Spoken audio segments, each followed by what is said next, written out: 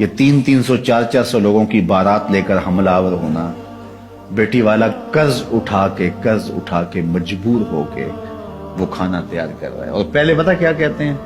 ہمارے مہمانوں کو کھانا اچھا دینا اور چاہے بیٹی کو کچھ دینا نہ دینا، یہ ہمارے پاس بڑے سٹیٹسفائی لوگ آئیں گے ہمارے ساتھ جو آئیں گے، کھانا بس اچھا دے دینا، یہاں سے شروع ہوتا ہے۔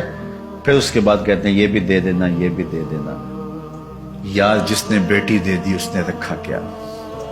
اور وہ قرض اٹھا کے تمہیں دے رہا ہے، اور اس سے زیادہ کمینگی اور کیا ہو سکتی ہے؟ اس سے تو جولی پھیلا کے گلیوں میں مانگ لیتے تو اچھا تھا، اس سے تو گلیوں میں مانگ لینا اچھا تھا، اور تم مجبور بیٹی والے سے مانگ رہے ہو، اور تمہیں پتہ ہے کہ وہ قرض اٹھا کے اپنی بیٹی کے لیے جہیز تیار کر رہا ہے۔ ایک دفعہ ایک خاتون میرے پاس آئی، روز ایسے لوگ آتے ہیں، تو اس نے کہا کہ کھانے کا مسئلہ ہے تو آپ حل کر دیجئے۔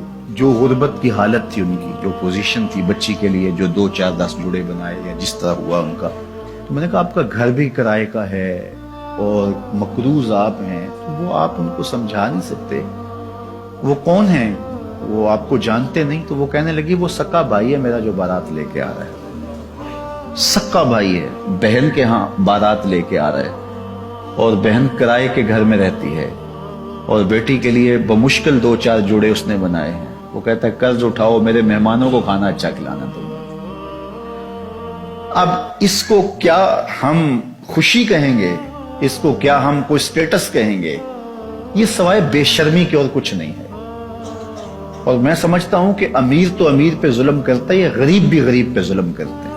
اس بہن کو بھائی کہتا کہ تیری بیٹی جوان ہے، میں آؤں گا اپنے بیٹے کو لے کر، نکاح ہوگا، 2 جوڑوں میں گھر لے جاؤں گا، میں کوشش کروں گا کہ تیری بیٹی میرے گھر میں خوش رہے اور میری جانب سے تجھے ٹھنڈی ہوا پہنچتی رہے، تیرا 1 روپیہ بھی نہیں لگنے دوں گا، مجھے چائے پلا دینا، بس اتنا ہی کافی ہوگا، تو میری بہن ہے، میرے باپ کی بیٹی ہے، میرا خون ہے۔ کس طرح میں جو ہے وہ گوارا کرتا ہوں کہ 50 آدمیوں کا بوجھ تمہارے اوپر لاد دوں، تمہارے گھر میں جو ہے وہ ایک فوج لے کر کے آ جاؤں، حملہ آور ہو جاؤں اتنے لوگوں کے ساتھ تمہارے گھر میں۔ کیا یہ انسانیت ہے؟ اور یہ خوشی ہے؟ اس کو خوشی نہیں کہتے، یہ زیادتی ہے، یہ ظلم ہے، اور یہ روز معاشرے میں ہو رہا ہے، ایک دوسرے کے ساتھ ہم کر رہے ہیں۔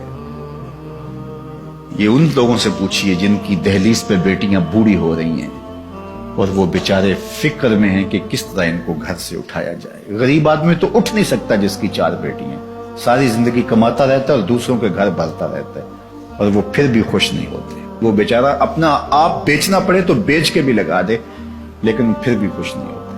یہ معاشرے کی دکھتی ہوئی رگ ہے۔ چلو امراء، صاحب ثروت، مخیر حضرات، کسی حد تک متوسط طبقہ بھی کوئی سہ لیتا ہے، برداشت کر لیتا ہے، لیکن مصیبت ان کے لیے بھی بنی ہوئی ہے۔ لیکن بالخصوص جو غرباء ہیں ان کو تو خیال کرنا چاہیے۔ نکاح فی المساجد کا ماحول پیدا کریں، اور مساجد میں آئیں، نکاح ہو، اور گھر سے بیٹی کو رخصت کر دیں، بات ختم۔ اگر آپ کے پاس جو ہے وہ ثروت ہے، نہیں تو ایک بکری سے ولیمہ کر دیں، نہیں تو آپ زیادہ لوگوں کو بلا لیں، کوئی بات نہیں، شریعت آپ کو خوشی کی اجازت دیتی ہے، لیکن اپنے گھر کریں نا۔ یہ حملہ آور دوسروں کے گھر پہ کیوں ہو رہے ہیں؟ وہ قرض اٹھا کے 5 سال تک قرض اتارتا رہتا ہے وہ غریب۔ اللہ اکبر۔ تو یہ بات ذہن میں رکھیے کہ ولیمے میں آپ وسعت کر سکتے